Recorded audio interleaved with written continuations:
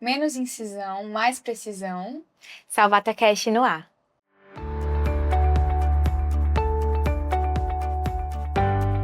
Hoje nós estamos com a doutora Sara Arcanjo, uma das CEOs do Instituto Salvata. Ela é médica formada pela Universidade Estadual do Ceará, com residência em ginecologia pelo HGF, atuando na área de cirurgia minimamente invasiva, tanto videolaparoscopia quanto robótica, e na urogineco. Também é doutora pela Universidade Federal do Ceará. Seja bem-vinda, doutora Sara, ao nosso podcast. Espero que a gente tenha um momento de muita interação e vamos descobrir um pouquinho mais da sua trajetória. Tenho certeza que será maravilhoso. Obrigada, meninas. Doutora, a gente sabe que a senhora atua bastante na área de urogineco e que aqui no estado a gente não tem uma especialização específica. Então explica pra gente como é que foi esse estalo de saber eu quero atuar na urogineco e como a senhora foi atrás de conseguir fazer isso. Perfeito. Na residência da ginecologia, eu sempre me interessei mais pela área cirúrgica, né? Então, sempre foi muito bom desenvolver as habilidades cirúrgicas e ver como a gente conseguia evoluir e ter respostas cada vez melhores na técnica. E dentro da cirurgia ginecológica, de fato, as cirurgias via vaginal e correção de incontinência urinária sempre brilharam assim os meus olhos. E a gente ainda não tem a uroginecologia como uma especialidade, né? Ainda não é uma área de atuação bem estabelecida pela Federação Brasileira de Ginecologia. Apesar de essa área estar cada vez mais forte e mais unida no Brasil e no mundo. Mas eu busquei aprofundar meus conhecimentos realmente na área da cirurgia vaginal, da urodinâmica, né? E do atendimento da paciente com incontinência e disfunção do assoalho pélvico. Então, eu acabei fazendo mais 2 anos, depois dos 3 anos de residência, eu fiz mais 2 anos de formação, né, acadêmica nessa área, voltada para essa área. E a gente acaba integrando essa grande família da uroginecologia que acaba sendo muito unida mesmo no Brasil. A gente tem grandes representantes, né, grandes nomes da urogineco que são muito reconhecidos no mundo. E isso incentivou muito, né, que a gente procurasse cada vez melhorar a nossa formação, com cursos e congressos, né, e nos capacitando mesmo cada vez mais, que enfim é constante, né? A gente está sempre com essa atuação dinâmica, tentando, enfim, aprender cada vez mais e melhorar, né, no atendimento. E esse aprofundamento, foi aqui mesmo? Foi fora? Como é que foi? Explica um pouquinho mais, detalhes. Foi aqui, eu fiquei em Fortaleza, fiquei 2 anos no Hospital César Caos. Na época, eu já era mãe, então eu tive meu primeiro filho na residência. E a gente acaba evitando sair da cidade, então eu optei por ficar em Fortaleza. E aí, ao mesmo tempo, eu já engranei meu mestrado na Unifor. Então, eu fiz concomitante essas 2 especializações, né? Que era a urogineco no César Caos e o mestrado em saúde coletiva na Unifor. Então, já foi meu comecinho de carreira. Certo, perfeito, doutora. Hoje, a gente sabe que a senhora tem um público... às vezes uma idade um pouquinho mais avançada e tal, e a cirurgia, às vezes a gente tem que ser um pouco mais objetiva. Como lidar com a sensibilidade um pouquinho maior pela idade avançada do público e com a objetividade da cirurgia? Como a senhora consegue equilibrar isso? É um desafio, né? A gente tem... eu adoro o público de todas as faixas etárias, mas eu adoro o público 60+. Então tem suas peculiaridades. Eu me divirto, a gente cria conexões, então assim, a gente acaba se integrando com a família, então vem marido, vem filha, vem neta, vem nora, né? Então assim, muita gente da família participa, porque é uma decisão muito importante, né? Então, eles têm muita apreensão em colocar essa paciente que tem mais idade, que normalmente já tem comorbidade, em uma cirurgia, né? Em uma cirurgia eletiva, né? Em uma cirurgia eletiva de uma doença benigna. Então, o primeiro passo, eu acho, que envolve a empatia, de a gente até colocar esses familiares, né? A par de o tanto que isso incomoda ela, né? Do tanto que aquela queixa realmente impacta na qualidade de vida dela e que merece ser corrigida, e que merece ser tratada, que merece ser valorizada, né? Então, acho que esse é um dos passos. Outro passo é conscientizar da benignidade. Muitas vezes essa parte é quase metade do tratamento, porque elas vêm às vezes muito assustadas. Então, eu preciso acalmar, explicar o que é. Então, é como se fosse uma parte educativa da consulta, né? Então, a gente vai só nessas orientações iniciais de explicar que da gravidade ou não, né? Das possibilidades terapêuticas e de que a gente pode resolver isso com calma, elas já ficam metade satisfeitas, né? Então, já saem muito mais tranquilas da consulta e a gente consegue dar os próximos passos com mais segurança, né? Então, assim, eu sempre falo que eu não vou lhe operar amanhã, eu vou lhe preparar para a cirurgia, né? E aí a gente começa, de fato, uma jornada mesmo, a gente começa um acompanhamento que culmina com a cirurgia. Então, elas vão se sentindo cada vez mais seguras para o momento exato, né, de operar. Eu acho que a grande questão aí é o momento exato de operar. Que é muito discutido com elas mesmo, né? E é muito subjetivo, né? Não tem um momento ideal. Então, assim, às vezes elas chegam na consulta super apreensivas, decidem que querem operar, mas quando a gente começa a falar objetivamente, ela, não, agora não. Né? Eu tenho uma viagem, eu tenho o aniversário da minha neta, eu quero fazer não sei o que, não sei o que, não sei o que, eu tenho um retiro, mas então não tem problema. Aí eu organizo a vida dela para que ela fique o mais confortável possível e quando ela tá no momento que ela diz assim, agora eu quero operar, a chance de dar tudo certo é muito maior. Muito maior, verdade. Isso faz muita diferença. Então, assim, isso é uma coisa subjetiva, né? É claro que, enfim, existem várias particularidades que vão exigir outras condutas. Mas, em geral, se a gente consegue aguardar para um momento que ela está mais preparada, tende a ser mais fácil essa objetividade que você me perguntou, né? Porque, de fato, é muito subjetivo. Mas eu acho que passa por ganhar confiança, por preparar com calma, por ela se sentir segura. E aí, a melhor escolha, né, da cirurgia vai acontecer melhor. E até por serem também pacientes mais idosas, muitas vezes a gente tem que manejar comorbidades. E não só operar, mas às vezes também decidir não operar, né? Como é que funciona, assim, também esse diálogo de lidar com essa frustração, de às vezes a paciente escutar, ela chega às vezes com a demanda de querer operar. Como é que funciona essa comunicação também de não operar? É importante, de fato, elas entenderem qual é o benefício de cada conduta, né? Então, assim, eu sempre me coloco no papel de dar informações. Então, por mais que muitas vezes elas queiram que a decisão seja tomada por nós, né? Os médicos que estão do outro lado da mesa, mas eu acho que é uma decisão sempre compartilhada, né? Então, eu sempre coloco para a gente decidir em conjunto o que é melhor naquele momento. E realmente, muitas vezes, a gente vai oferecer opções mais conservadoras.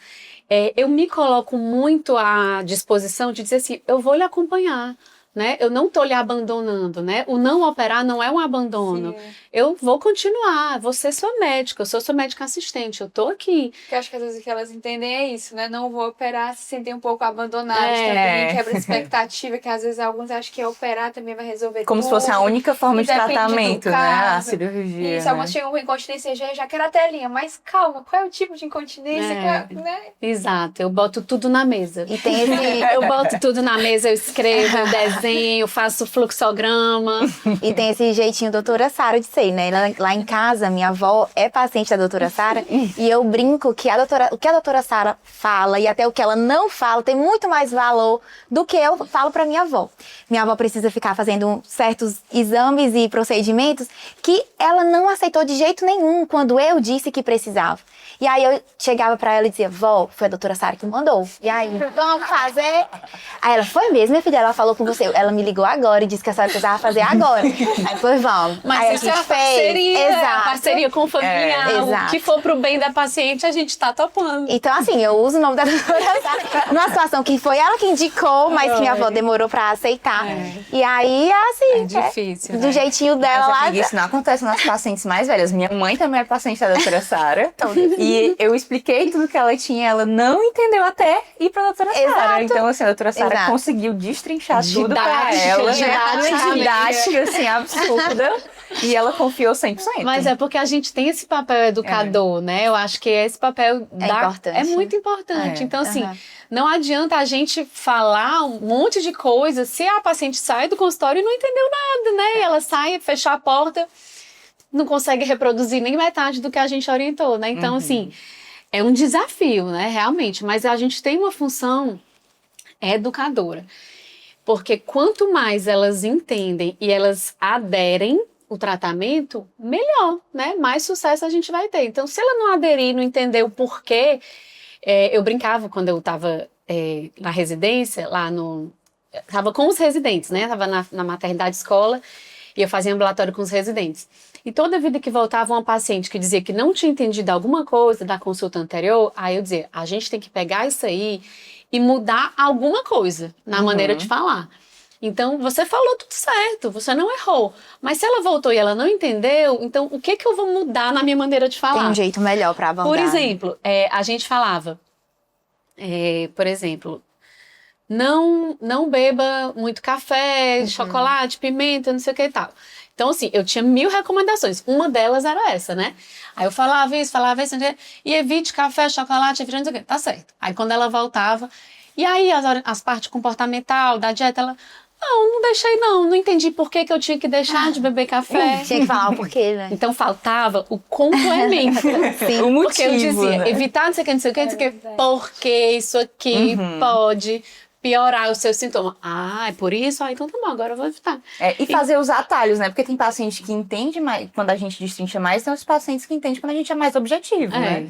Saber esses atalhos, assim, o que cada paciente pede, né? Como ela vai entender da melhor forma. Aí é o feeling, né? O feeling, que é só aí é o feeling de né? pegar o que tem horas que você olha a paciente já tá olhando longe. Aí tu, não, vou parar, não vou mais dar informações por hoje, porque ela já tá tentando absorver. Vou deixar para a próxima consulta, eu boto numa observação. Na próxima consulta, reiterar isso, não sei o quê. Então, assim, eu acho que a gente tem que tentar aprender com elas, né? Nesse sentido. Então, se ela voltou e não fez direito e faltou alguma coisa, então o que eu faltei? O que faltou eu dizer? O que faltou eu explicar? Faltou eu desenhar? Faltou eu corroborar, botar por escrito, né? Aí a gente vai aprimorando de acordo com esse feedback, né? E se a senhora pudesse definir como uma característica principal para uma pessoa que está iniciando a vida cirúrgica, né, assim, nesse campo que a gente está, qual seria uma característica que vem à sua mente para dizer, eu acho que essa é fundamental para conseguir ter uma trajetória. Tem que ter. Na carreira cirúrgica. Pro profissional, né? Pro ginecologista. Isso. Pode ser mais de uma, não tem não precisa ser uma. É porque uma só é um pouco... Eu acho que a principal, assim, vou ser bem clichê, mas é gostar do paciente. Sim. Né? Eu acho que tem que gostar de gente, gostar de paciente, porque você lida muito intrinsecamente ali, né? No antes, durante e depois da cirurgia. E a gente, não é só gostar de operar, né? Porque eu poderia ter dito gostar de operar, né? Que é o que a gente avalia logo no quem gosta e quem não gosta, né? Mas é gostar de gente, né? De estar perto e de ajudar e de acompanhar e de colar, né? E entender realmente o que é que aquela pessoa está precisando e até o fim no acompanhamento. Não é só operar. Se importar, né? Se importar de verdade, com o paciente, né? Eu acho que isso realmente é muito divisor de águas, porque às vezes tem algumas pessoas que têm uma falsa ideia de que ser cirurgião é só operar. Tem um pré-operatório, pós-operatório, até porque por trás daquela ato cirúrgico tem uma pessoa com trajetórias, demandas, porque senão você é só um açougueiro, você é só... Exato, você é só um reprodutor, né? Corta carne. Então, para ser um cirurgião, você tem que ter essa visão realmente ampla. Né? Não é só reproduzir uma técnica, né? Então, assim, quando eu começo a ensinar sling, aí alguém às vezes diz, é fácil, né? Passar um sling. Você faz aqui, passa uma agulha aqui, não sei o quê. De fato, tecnicamente não é tão difícil. Se eu pegar qualquer pessoa e reproduzir 10 slings aqui, ela vai aprender a fazer sling. Mas é muito mais do que isso, né? Sim. Então a gente tem que saber a indicação correta, né? Lidar com complicação. Exatamente, lidar com as complicações. Então não adianta só operar, se aconteceu qualquer coisa eu não sei mais o que fazer, né? Então de fato, é muito mais do que só reproduzir uma técnica, né? Cirúrgica.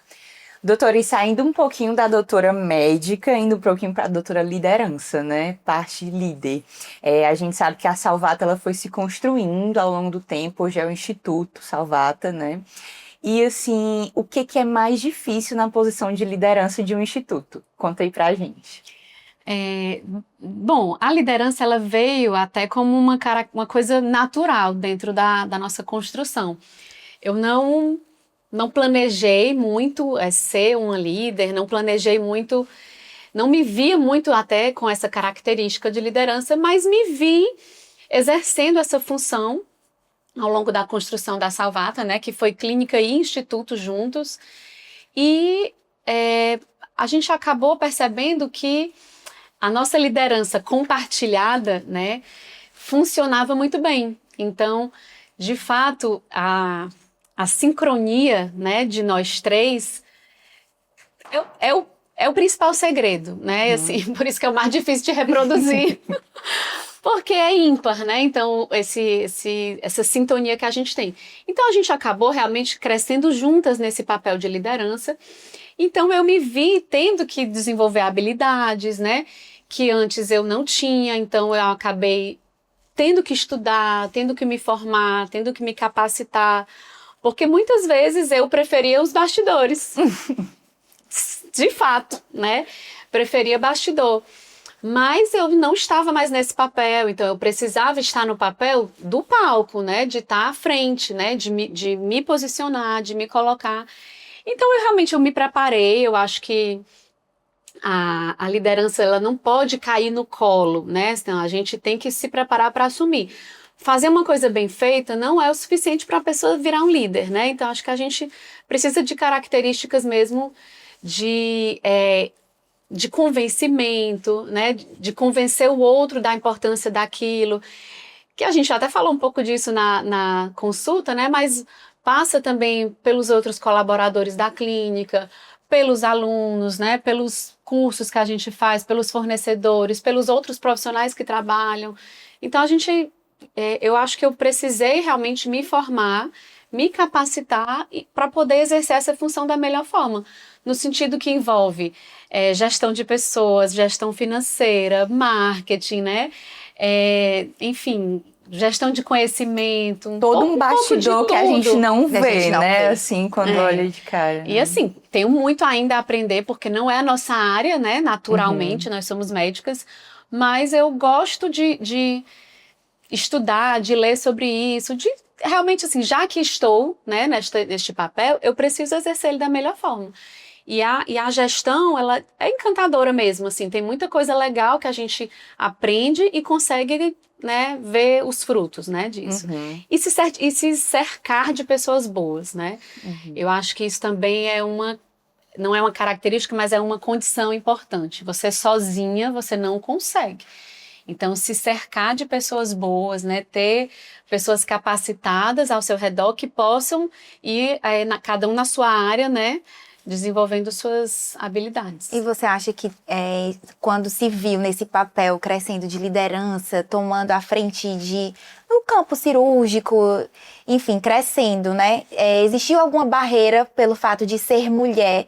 Você acha que teve um impasse ou acha que o caminho foi dificultado externamente apenas por esse motivo? Sim, de alguma forma sim, com certeza. O cirurgião ele não deixa de ser um líder, né, da equipe. A gente tem que trabalhar em equipe, mas o cirurgião ele acaba tendo essa função mais de coordenar mesmo, a equipe como um todo, né? E essa liderança é muito masculina, naturalmente falando, né? E no ambiente do centro cirúrgico, mais ainda. Então, a gente incomodava um pouco, assim. Então, a gente percebia que os arredores, né? Assim, as pessoas que estavam no ambiente não enxergavam a gente logo de cara como esses líderes, né? O cirurgião da paciente, a cirurgiã assistente, a que vai realmente determinar a ordem do que precisa ser feito em cada momento. Então, estranha, né? Incomoda. Então, a gente percebia que é como se o caminho que um outro cirurgião precisava trilhar, ou ele precisava determinar, né? Para poder aquilo ser executado, o nosso caminho ele não era o mesmo. de fato não era. Então a gente precisava, eu sentia que eu precisava um pouco mais de esforço para eu ser ouvida, né? Um pouco mais de esforço para eu ser atendida. E aí esse excesso de esforço, você vai conquistando respeito, você vai conquistando os seus lugares. Mas o caminho não era o mesmo. A gente percebia que precisava ir mostrando, se posicionando mais, né? Tentando deixar mais claro qual era o seu papel naquele momento. Mas graças a vocês a gente também está conseguindo chegar aqui, então nós somos muito gratas, né? A gente sempre comenta sobre os fellows e sobre a capacidade que vocês têm de repassar o ensinamento, né? Assim, e cada vez aumentando ainda mais o Instituto. Surgiu esse ano o Fellow de Urogineco. E aí, como surgiu? Por que do Fellow de Urogineco? E o que realmente faz o Fellow? O Fellow de Urogineco, ele já era uma demanda, né? Já tinha algumas pessoas que procuravam, porque tinha um interesse mais especial na urogineco, e aí achava que... só que a gente ficava muito com receio de dividir, né? Então a gente não queria muito separar, porque cirurgia ginecológica. A gente queria colocar a cirurgia ginecológica como um todo, a gente entendia a importância do processo, então a gente sempre ficava muito receosa em dividir. Mas ele já existia essa demanda, então aquilo ficava ali guardadinho, né, no coração, esperando o momento certo. E a gente foi percebendo que a gente já podia fazer essa abrangência, né, do grupo do Fellow Salvata. Então, com o crescimento do grupo, novos preceptores, né? Então a gente tem cada vez mais possibilidades cirúrgicas de abranger mais alunos, né? Que essa é a ideia. E então a gente resolveu esse ano fazer esse ensinamento realmente mais direcionado para a uroginecologia, sabendo que não é só cirurgia vaginal, que às vezes muitas dúvidas vêm, mas porque a urogineco vai ser só vaginal? Não. Hoje em dia o cirurgião ginecológico ele não pode ser só vaginal, né? Então a gente coloca na formação do Fellow de Urogineco toda a base da laparoscopia e da robótica. Porque o cirurgião uroginecológico que vai cuidar da paciente tem que ter habilidades para resolver todos os problemas, né? Quer seja via vaginal, quer seja via laparoscópica e robótica. Então, sempre essa era uma questão que era levantada. E a gente sempre lançou essa bandeira de que não podia separar, que a cirurgia vaginal tinha que ser junto com a laparoscopia e robótica. Porque não existe um urogineco clínico, né? Então, a gente queria que a uroginecologia fosse também com essa fortaleza cirúrgica, né? Então, o Fellow da Urogineco, ele tem esse papel de acompanhar as pacientes com incontinência urinária e disfunção de assoalho pélvico. E, no caso, vai desde o exame da urodinâmica, então ele aprende ao longo do ano a fazer a urodinâmica, que é o exame ambulatorial para fazer a avaliação dessas pacientes, passando pelo tratamento cirúrgico, né? Tanto vaginal, laparoscópico e robótico. Excelente. Lembrando que a gente do MIGS também, a gente também faz parte, né? Exato. Da área de urogineco, então a gente compartilha junto com o Fellow de Urogineco, né? Porque o podcast inicialmente era pra gente discutir sobre a nossa trajetória, né? Então a gente também faz parte. Aprende junto com a doutora Sara e a doutora Andreisa sobre as urodinâmicas. E particularmente é um exame que eu aprendi a gostar bastante, não sabia como funcionava. E tá sendo muito divertido. A senhora aprendeu urodinâmica aqui também? No César Caus. No César Caus também? Caus. Muito volume, né, de paciente lá do SUS. Então, a gente fazia toda semana, toda sexta-feira. E eu tomava conta desse ambulatório, né, tanto da uroginecologia como da urodinâmica. E é um exame que assusta muito, né? Então elas chegam muito assustadas. Pra quem nunca fez, todas né? chegam, que eu já fiquei sabendo que a minha amiga falou que foi horrível. Vi no Google. Sim, dói muito, é desconfortável. Inclusive é um assunto que a gente pode abordar, né? Sim. Em um episódio. Merece um episódio só pra ele. Desmistificando a urodinâmica. Porque todas chegam falando isso e saem, meu Deus, eu amei vocês. Não era só isso, né? Já acabou, nem foi ruim. Realmente. Vamos separar um episódio pra isso. É humanizando a urodinâmica. Para quem não sabe, a doutora Sara também brilha muito na robótica, né? E a gente sabe que a robótica ainda está em crescimento aqui no estado, e que tem algumas dificuldades ainda, né? Hoje, doutora, o que é mais difícil na robótica para a senhora? O acesso financeiro. Das pacientes em si, né? É o principal limitante, né? Assim, para as pacientes conseguirem ter acesso à robótica. Mas, assim, nossa cidade demorou um pouco mais, mas hoje nós temos 5 robôs, né? Então já expandiu muito. E isso permite com que mais cirurgiões sejam treinados, né? Então, é outro funil, digamos assim, é o treinamento do cirurgião. E o segundo funil, sem dúvida, é o acesso, né? Porque a gente precisa que as pacientes melhorem, que tenham mais realmente possibilidade de fazer a cirurgia via robótica. Como qualquer técnica, tem uma curva, né, de aprendizado, então a gente passa pela curva de aprendizado, tem que ter a humildade para passar por isso, porque por melhor que seja o laparoscopista, é uma nova maneira de operar, é a mesma técnica cirúrgica, mas exige novas habilidades. Então, você precisa ter a humildade de passar pela curva de crescimento, e aí realmente desfrutar mesmo dos benefícios que a cirurgia traz para o cirurgião, que fica mais seguro, mais confortável, e para a paciente, né, que tem uma recuperação de fato mais confortável também, né? Uhum. Ela tem menos dor, ela tem uma recuperação mais tranquila, né? Então ela evolui no pós-operatório de forma com menos complicações, né? Menos sangramento, enfim.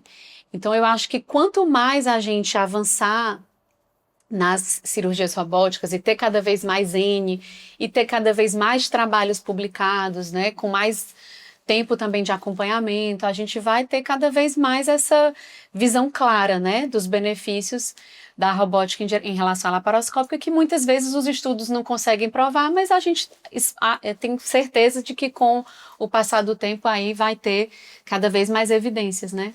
Uhum. Doutora, finalizando já, fazer uma perguntinha que a gente está repetindo para todas, Sim. Mas o que seria um conselho para um residente de ginecologia e obstetrícia que está começando agora e se interessa na área de urogineco? O conselho eu acho que integrar uma equipe, né? Integrar uma equipe multidisciplinar.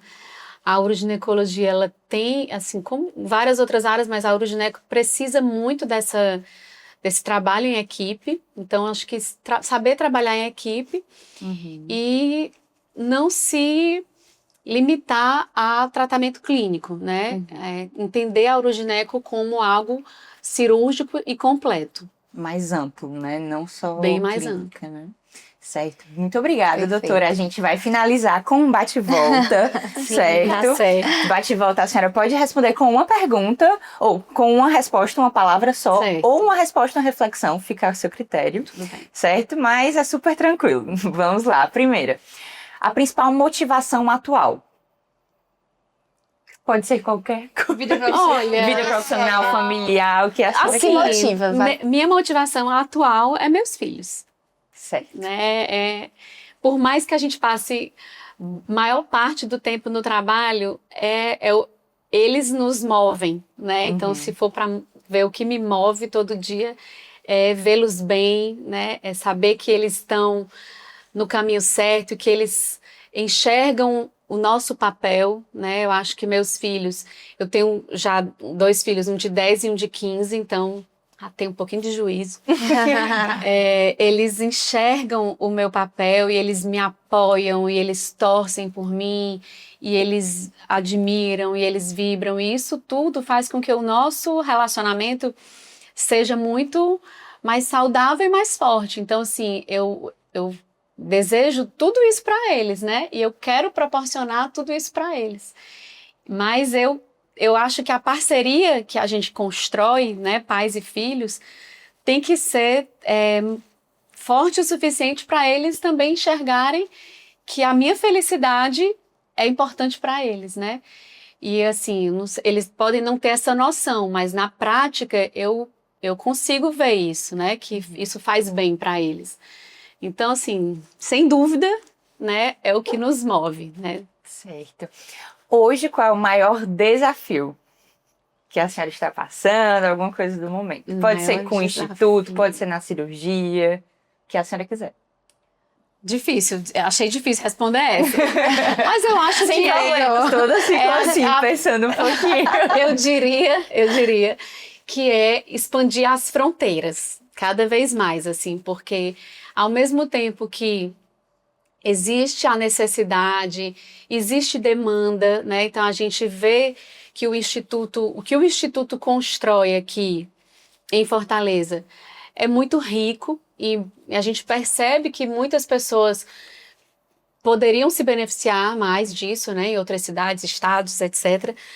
Mas dá um frio na barriga, né? Então, assim, a gente, ao mesmo tempo que precisa dar passos, né? Então, eu me sinto desafiada nesse sentido, mas dá um medinho de expandir fronteiras, né? De até onde a gente consegue, até onde a gente dá conta, até onde dá certo, porque não é fácil crescer, né? Então, exige toda um aparato.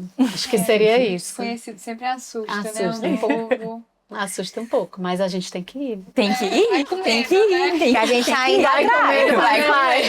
vai, exatamente. Mete a cara e vai. E a última é o maior objetivo para o futuro. O que a senhora deseja, assim, no momento? Visualiza, assim, fazendo daqui a uns tempinhos. Ai, qualidade de vida. Total. Eu almejo minha qualidade de vida no futuro, né? Assim, eu quero continuar trabalhando com educação, porque acho que é uma coisa que a gente se identifica muito, então eu não queria me distanciar da educação e que eu pudesse exercer isso com qualidade, né? Então, continuar sendo referência, continuar tendo um serviço referência, continuar exercendo as coisas com qualidade, mas curtindo também, né? Viajando, curtindo meus netos, quem sabe? Então, doutora, muito obrigada por ter doado seu tempo aqui com a gente. E também a gente quer dizer que é um grande prazer a gente acompanhar uma grande referência aqui da nossa cidade e fazer parte do nosso dia a dia, tudo isso que a senhora falou e todo esse seu jeito, essa sua doçura e o seu encanto de ensinar, que a gente reconhece e a gente vê que realmente faz parte de você, que não é nada forçado, que é tudo muito simples. E essa sua doação é linda. E a gente ama e a gente quer aproveitar muito isso. E que a gente realmente tem muito orgulho de poder acompanhar o seu trabalho. E muito obrigada. Obrigada. É realmente uma inspiração pra gente. Inspiração pra todas nós. E realmente o jeito, sabe? A didática, ela realmente pega, porque o jeitinho que a senhora tem de explicar, de ensinar, seja na cirurgia, né? De simplificar, realmente torna tudo mais leve. Muito obrigada, doutora. E a gente se sente sempre muito tranquila. Então é um ensino tranquilo, né? Que a gente se sente confortável e bem. E é isso, é questão de tempo. Mas tendo bons mestres como nós temos, tudo fica muito mais fácil. Então, muito obrigada. Obrigada, pessoal. Eu adorei. Obrigada pelas palavras. Obrigada pelo convite, né? Fico muito feliz de estar aqui nesse novo projeto. E aqui ninguém largar a mão de ninguém. Todos que venham muitos projetos juntos. Obrigada. Muito obrigada. É isso, pessoal. Até o próximo episódio. Tchau, tchau.